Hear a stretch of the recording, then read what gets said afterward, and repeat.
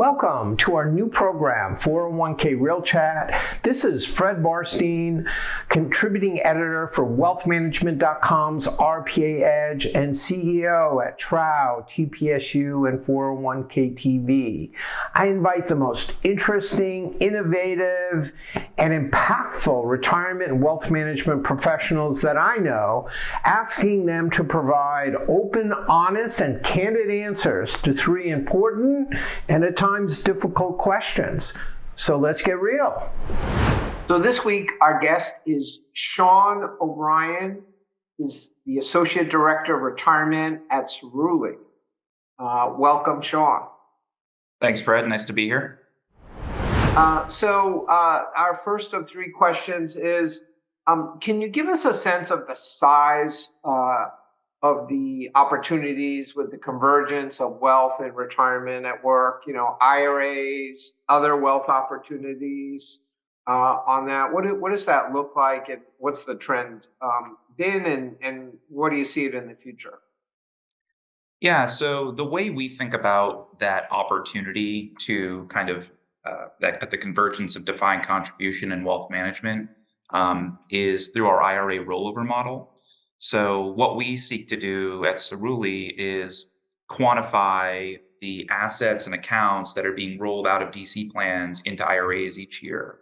Right. And so we size the IRA market for plan year 2021 at a little over 700 billion. So the whole rollover market is just a business within itself, really, capturing rollovers. But then we break it down. We look at the percentage of assets and accounts that were rolled over with the help of an advisor and the percentage that were self-directed.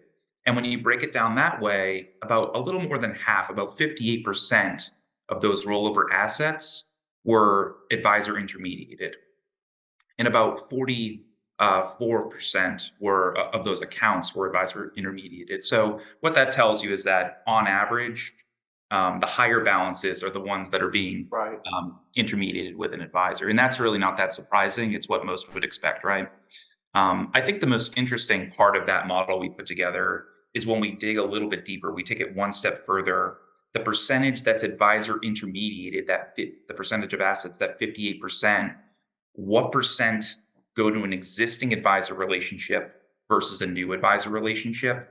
And we find that about 86% of those advisor intermediated rollover assets are going to an existing advisor relationship.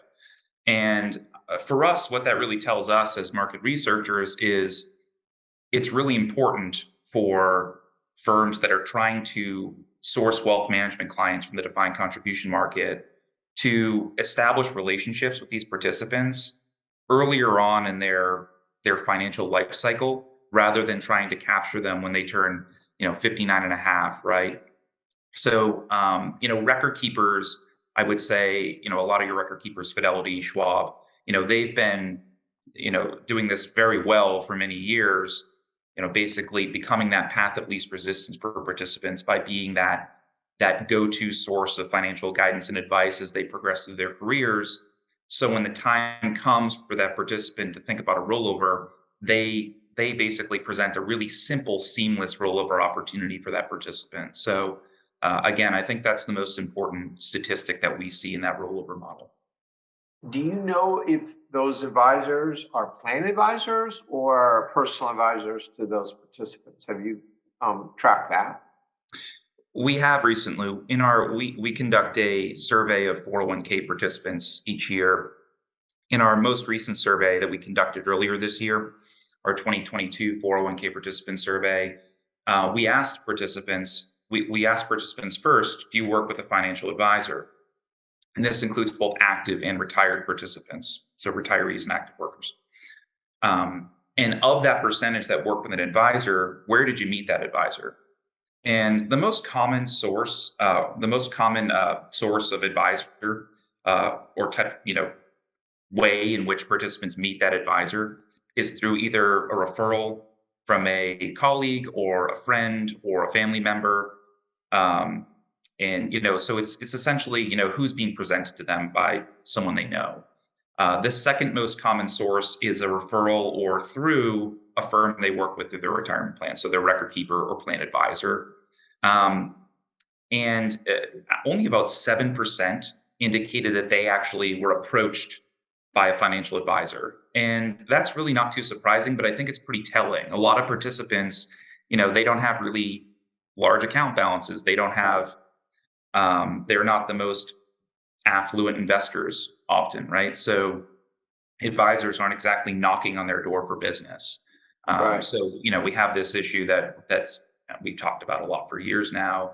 We have all these participants heading into retirement without the appropriate or without the kind of advice and guidance that they might need. I think that's really how that dynamic plays out in the data, I think. And how do you track how much of the assets on the rollovers are going to the record keeper? We don't track that. Okay. But what we do is, we have our IRA leaderboards. So we track the top IRA custodians, right? And if you look at the top IRA providers, it's a lot of your top record keepers as well. Fidelity, Schwab, Vanguard, Bank of America. Edward Jones, maybe. Edward Jones is up there as well.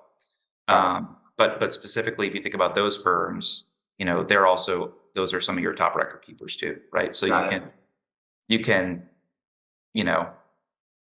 assume that a lot of their IRA business is coming from rollovers from their own DC record kit plans. Right. And I'd also like you track the advisor market, which percentage are specialists, and you have the second and third tier. I'm not sure what you call them. Can you give us a sense of that market? Sure. So I think more broadly, when we think about the intermediary space within the DC market, and this is pretty consistent with how everyone kind of views it, in my opinion, you've got your big institutional investment consultants in the large plan market. You've got your aggregators, which, you've been covering the aggregator space for quite a while, Fred. And, they're operating in the mid-market, but they also have a bunch of small plans as well within their books. But then you also have financial advisors who work with retirement plans. And we break them into three general categories. Retirement specialist advisors. Those are advisors who have at least half of their AUA with retirement plans. We have non-producers who are essentially, we have a lot of different nicknames for these type of advisors within the DC space, blind squirrels and so forth. They have less than 15% of their AUA with retirement plans. And then dabblers, they fall somewhere in between specialists and non-producers. They have somewhere between 15 and 50% of their AUA with retirement plans. Now, when we look at the specialists specifically, they only make up by headcount roughly 4% of those financial advisors that work with retirement plans. So most of those advisors aren't what we would deem specialists, but those specialists have about 40% of the total advisor sold assets among that broader cohort.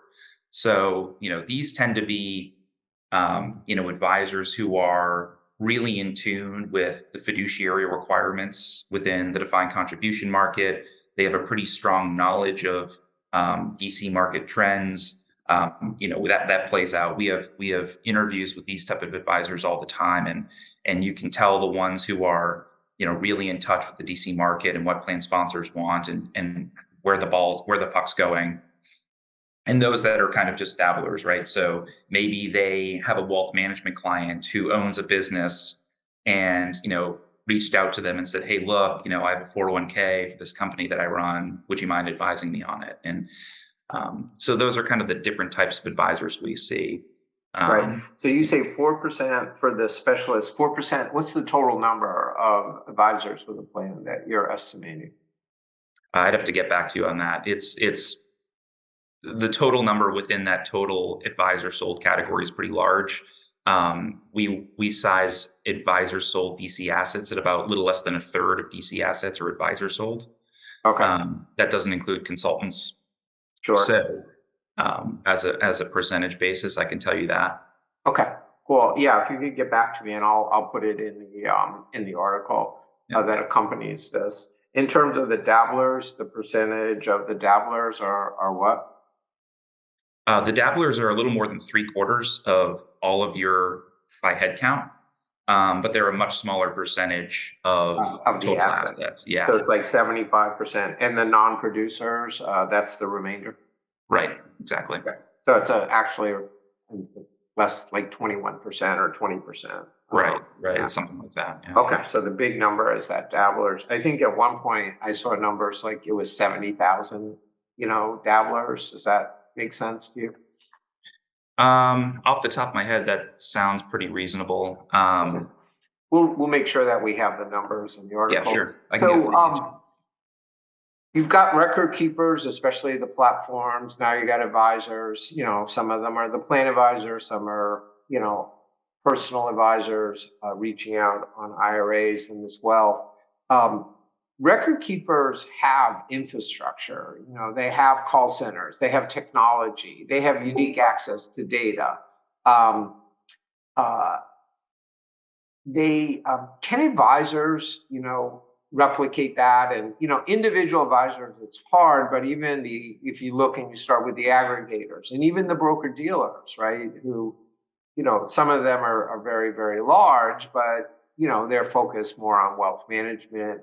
Um, can they replicate and do what these Fidelities and Schwabs and Vanguards are doing in any sense?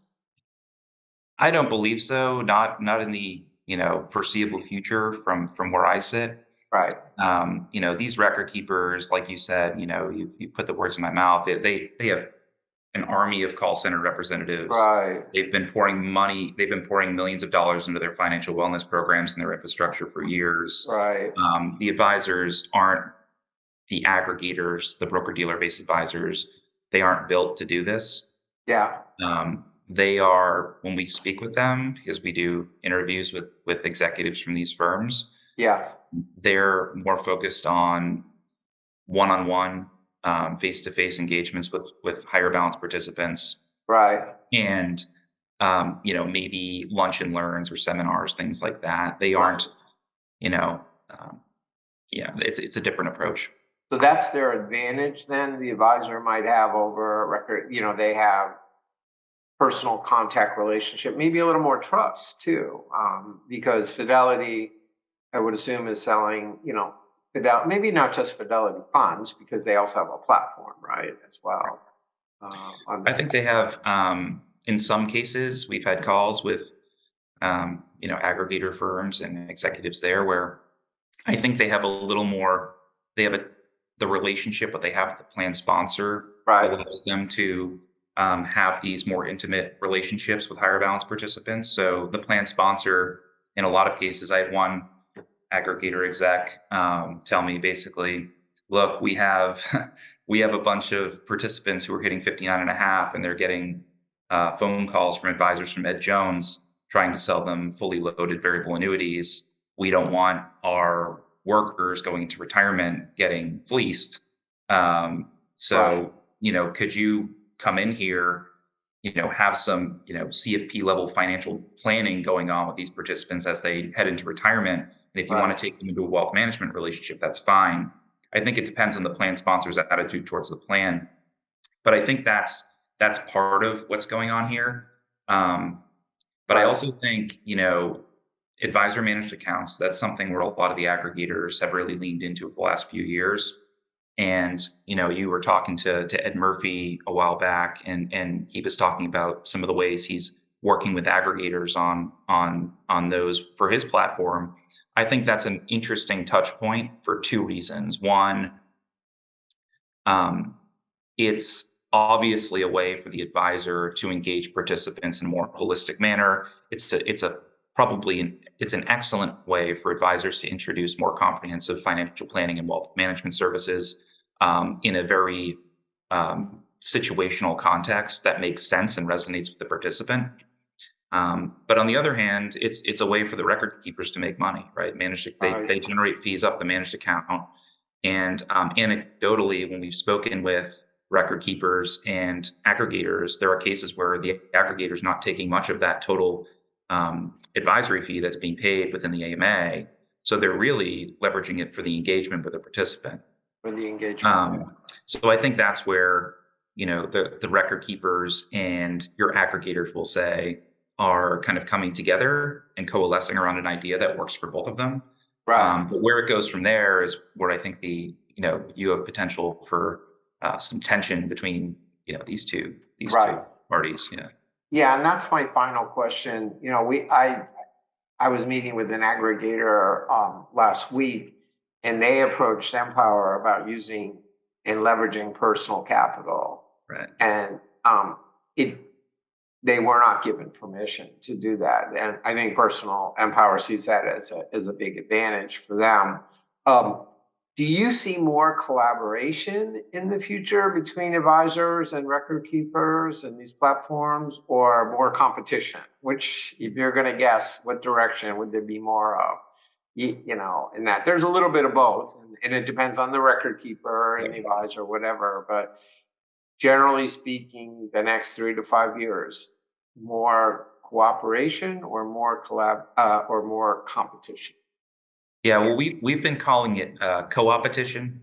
But I would say if you had to pick between, the two of them, if you had a gun to my head and said pick one, I would say more competition.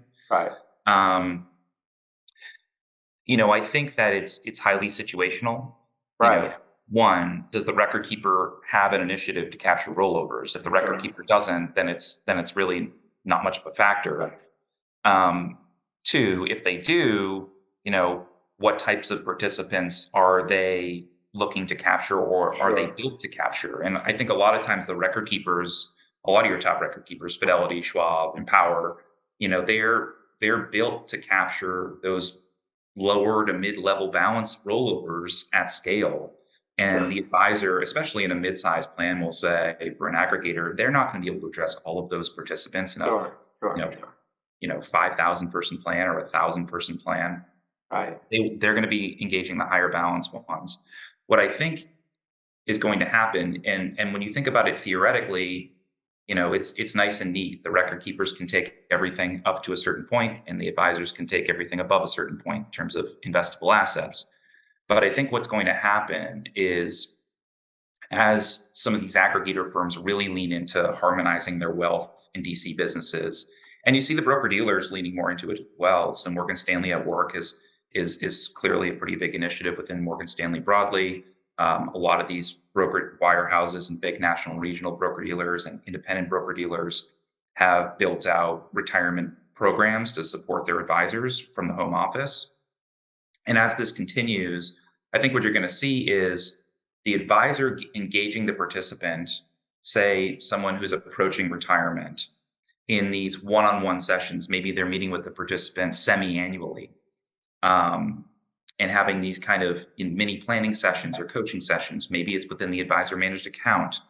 But then in the interim, maybe they're engaging with the record keeper as well. The record keepers, they're calling up the record keeper. We find that in 2021, about 20% or 21% of 401k participants reached out to their call center. And we know how those call center interactions go. You're asking about something simple within your retirement account. You're asking to, I don't know, update your contribution rate.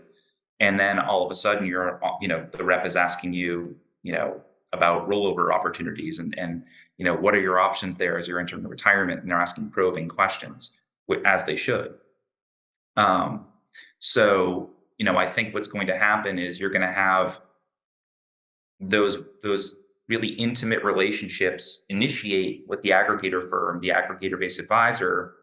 Then in the interim, you've got the record keeper interactions, and one of them's ultimately going to win the participant. Right. And they're both engaging with the participant. So who's it going to be? So I think that's where the tension's going to take place. Right. Specifically. Yeah. Yeah.